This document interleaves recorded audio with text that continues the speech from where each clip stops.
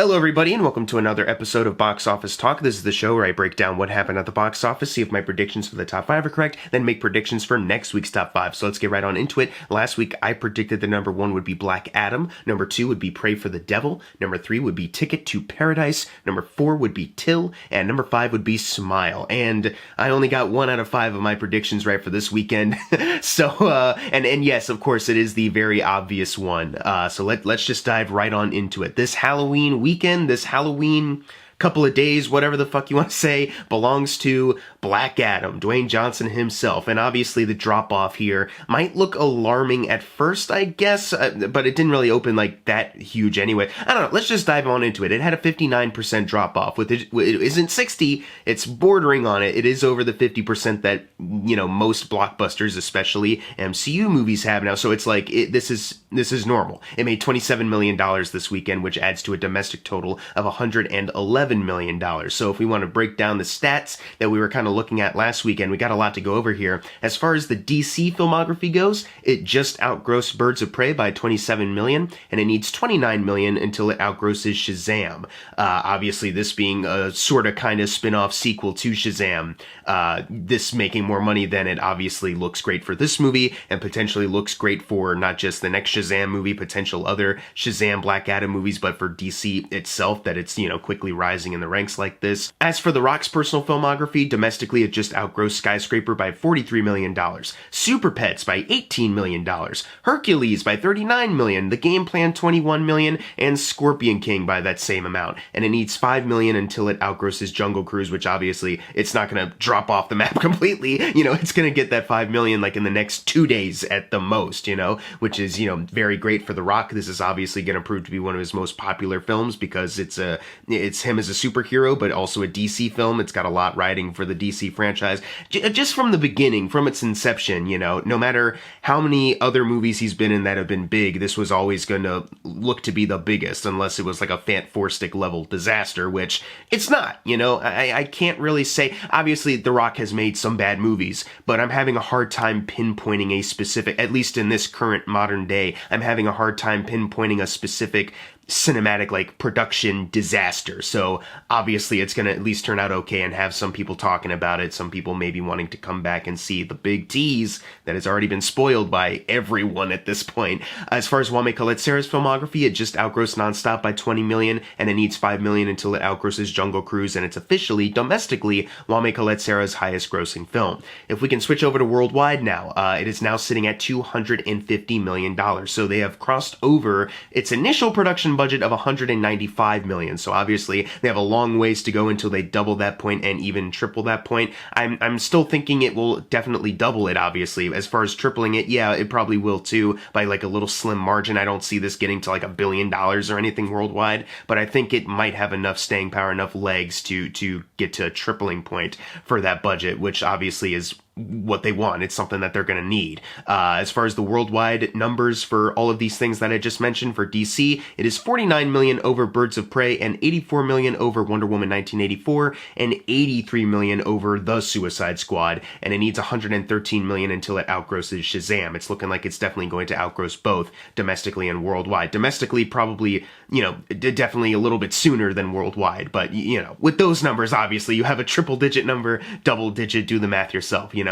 As far as The Rock goes, it needs $54 million until it outgrosses Skyscraper, so domestically it already has. Domestically is still a ways to go, but that being said, it has outgrossed Super Pets by $47 million, Jungle Cruise by $40, $33 million over Central Intelligence, $7 million over Hercules, and $24 million over Get Smart, and $104 million over The Game Plan, $85 million over The Scorpion King, $80 million over The Other Guys, $75 million over Baywatch. It is out. The point I'm trying to, I know this is a long list, but the point I'm trying to make is, yeah, look at all these other movies that are now getting like pushed aside, you know, out of the way for the new Dwayne "The Rock" Johnson franchise, you know, savior out there, you know what I'm saying?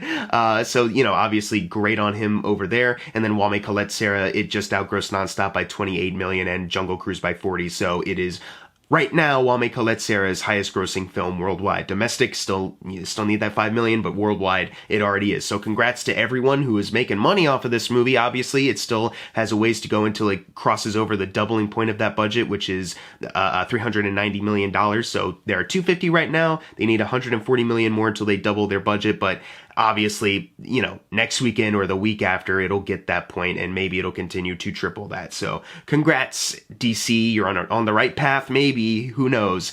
I mean, hey, James Gunn and Peter Safran are running you now. That's a good duo. God, I know I haven't reviewed this movie yet, but I hope that they don't learn the wrong lessons from Black Adam, you know what I mean? And obviously, you have someone like James Gunn at the helm. I think he will be able to offer some great creative input and really, truly collaborate with people so that these movies can feel like passion projects as opposed to studio-tested, exactly calculated kind of works of fart. That's... To give a short summary of how I felt about Black Adam, it's kind of that.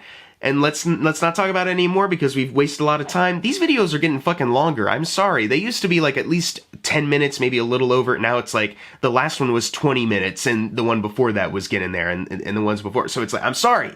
Let's move on though before we make this any longer. Number 2 is Ticket to Paradise holding over very well. So you can say the Halloween season belongs to Dwayne "The Rock" Johnson as a superhero and Julia Roberts and George Clooney re-falling in love.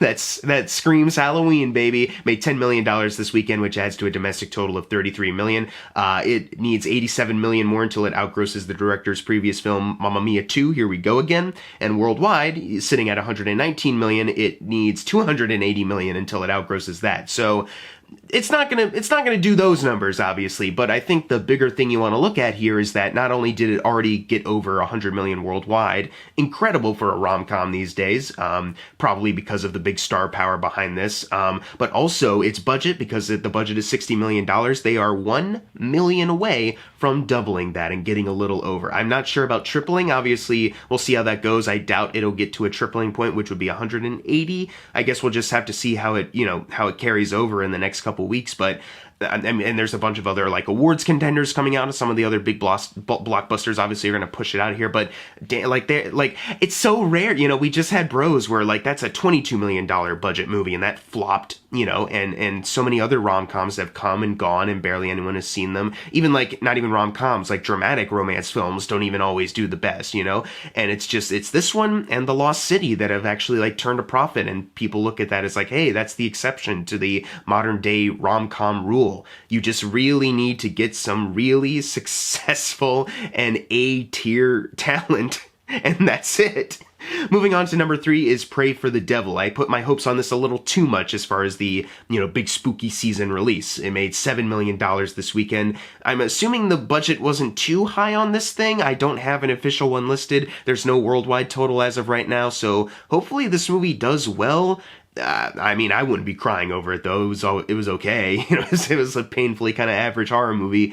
I guess that probably is it too. Like word of mouth kind of started to spread, once the embargo actually released, which they held off on that shit for a long time. I think literally the day it released on Friday is when they're like, okay, reviews can come in now that people have seen it at the Thursday screenings already and they can't refund those tickets. But I think word of mouth kind of spread like, yeah, it's just kind of whatever. Just stay home and watch some other shit. Guillermo del Toro's got a show that's like way better than this. You know what I mean? So yeah, probably not. I do want to say, although it is a bummer that this movie right here got over our number 4 movie, I am still so happy that Smile is still doing incredibly well right now. It made $5 million this weekend, which adds to a domestic total of $92 million. It outgrossed The Black Phone by $3 million.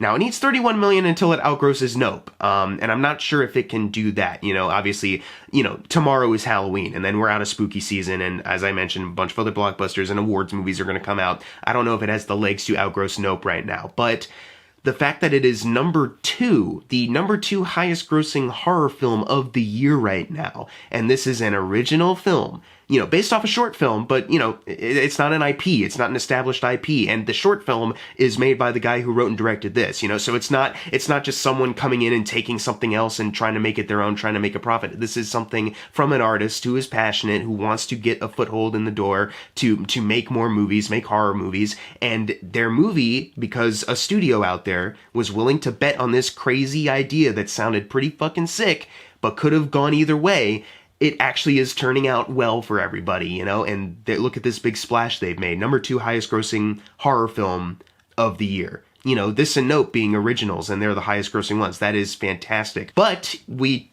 go to the other side of that coin. Worldwide, it is sitting at $185 million worldwide, which is $14 million over the run of Nope, which means that Smile, worldwide, not domestically, worldwide, that's everything.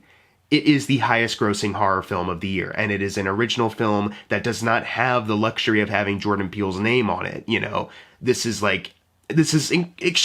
extraordinary, you know? This is awesome. And I love seeing that, you know, to be able to cross this milestone on the weekend before Halloween. That is insane, and I love everything about this. Let's go over to a horror movie that isn't doing that well. Halloween Ends, continuing to plummet in the ranks. It made $3 million this weekend, which adds to a domestic total of $60 million. Worldwide, it is at $94 million, $5 million until it triples its $33 million budget. This is having a profit. It's fine. You know, it broke even, whatever.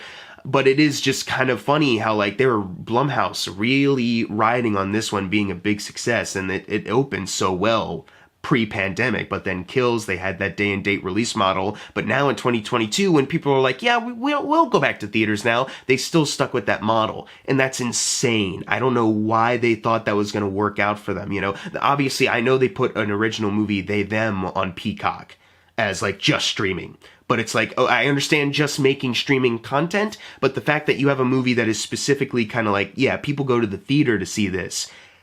Why are you still doing day and date? That is incredibly dumb. It's been proven that it doesn't work. That's why the return on this isn't as big as you probably want. Like, it still needs, domestically, it still needs $32 million to outgross Halloween Kills, and worldwide it needs $36 million to do that. It's not gonna do that, though. You know, you've totally fucked yourself on that. At least it outgrossed Rob Zombie's Halloween movie domestically by $2 million, so hey, there you go. And you know what? This stuff is so depressing. I actually had to go a step further and see, like, you know, Halloween is kind of like a surefire hit as far as, like, money makers go. But how does it actually compare to the other horror films this year? Now, Halloween Ends is in the number 5 spot for both domestic and worldwide grosses, but it is still way behind Nope. It's still way behind Smile and The Black Phone and Scream. It needs $21 million domestically until it outgrosses Scream, and worldwide, it needs $44 million until it outgrosses Scream. I feel like I should be like, yeah, obviously it's going to do that. It's going to outgross a lot of stuff just because it is IP, and, you know, this franchise is one that is popular. Everyone's talking about it. A lot of people are talking about Halloween Ends. A lot of people have different opinions on it, very divisive. Hey, great for discussion. You know, you learn a lot of new things, have different insights. In fact, I'm not completely taking back my opinion on the movie, but I do have a bit more of an appreciation for it after the fact, just from hearing all the other perspectives and looking at some of the other details put into the movie, you know? Like I said, not taking my opinion completely back. I still think it's mostly a dumb movie, you know, from a dumb franchise, you know? But I really, really do think that they really fucked themselves on this. You know, imagine that conversation happening while it's just in theaters. You can only go to the theater to see this divisive film and have an opinion. No, it's at home on Peacock, so you can watch it instantly and you're not really getting any money off of it. It's wow, you know? And now, even though it is in the top 5 highest grossing horror films of the year, sure, like, this being the IP it is should be higher, you know what I mean? It should be rivaling these a little easier instead of, you know, outgrossing the obvious ones, and then that's it. Let's move on to number 6, which is Lyle Lyle Crocodile, which obviously no one wants to see during the Halloween season. Made $2.82 million this weekend, adding to a domestic total of 32. It still needs $22 million until it outgrosses Office Christmas Party, the director's previous film. Not going to do that. Worldwide, it did at least cross over the threshold.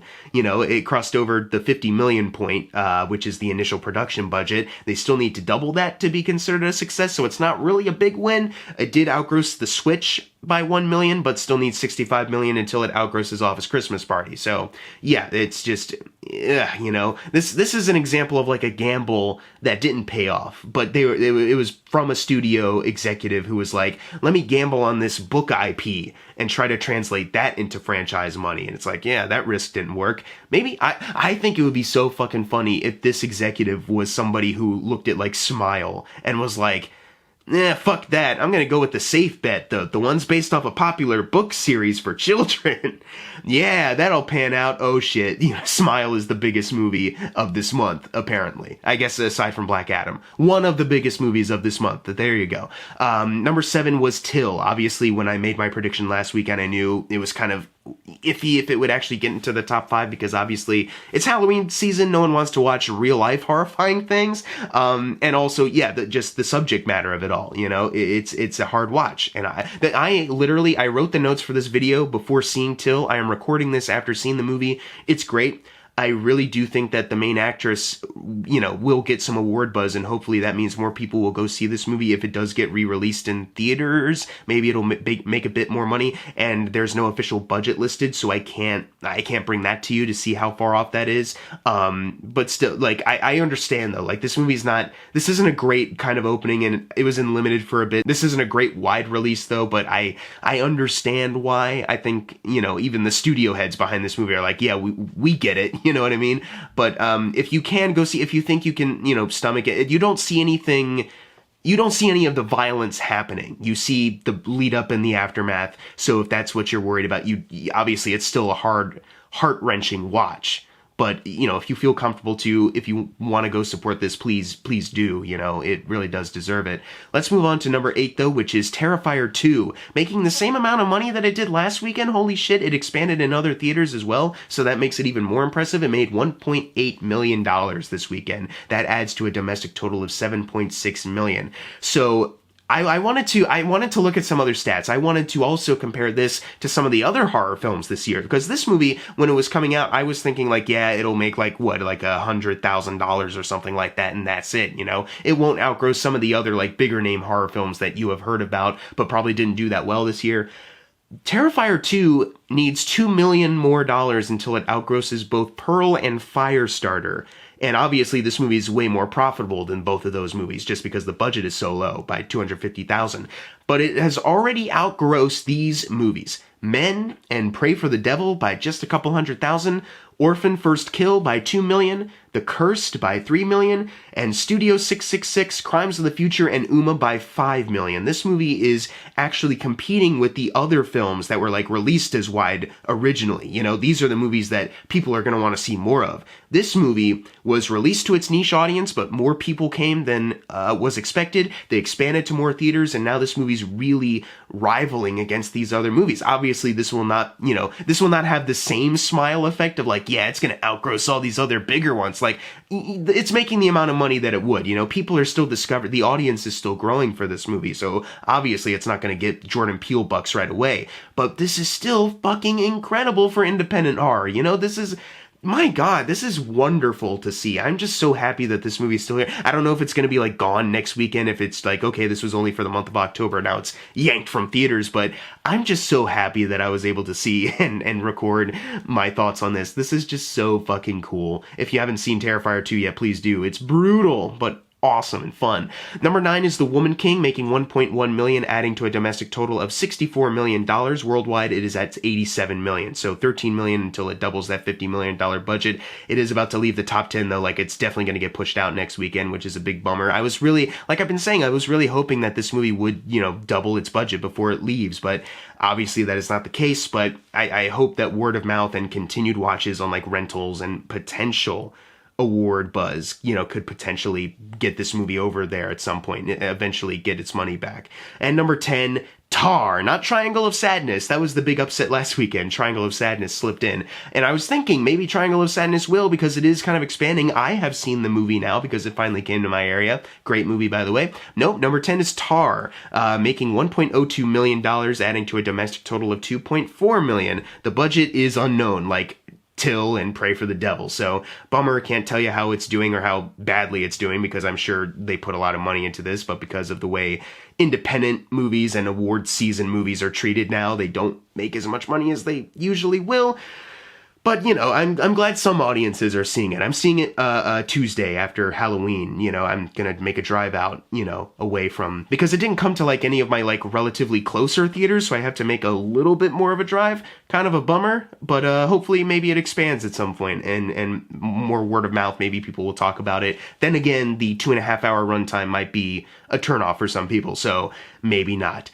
Anyways, now it's time for the fun part, the predictions for next week's top 5. And by the way, if you got your predictions right for this week, you're going to get a shout out right now. Unless you didn't get it right, then I'm sorry. There's always next weekend. Let's go into it. Number 1, I think will be Black Adam once again. I think it'll still cling on. Number 2, I only just found out about this movie by looking on the Fandango showings for next weekend. So I'm going to make this prediction because I don't want to be screwed over again by an anime film. Number 2, I think will be One Piece film Red. You know, I saw this was showing at like both my Regal, both my AMC. So I was like, oh yeah, this will definitely have the same effect as like, what was it? Like that Dragon Ball movie did like a couple weeks ago. Yeah, this will do fine. Number 3, I think Ticket to Paradise will continue to hold over pretty well. And then number 4, I think Banshees of Inisherin will sneak in. And number 5, Armageddon Time. But what are your predictions for next week's top 5? Leave them in the comments below. And as always, thank you guys for watching. Make sure to subscribe. I'm Jackson Fulcher. See you guys next time.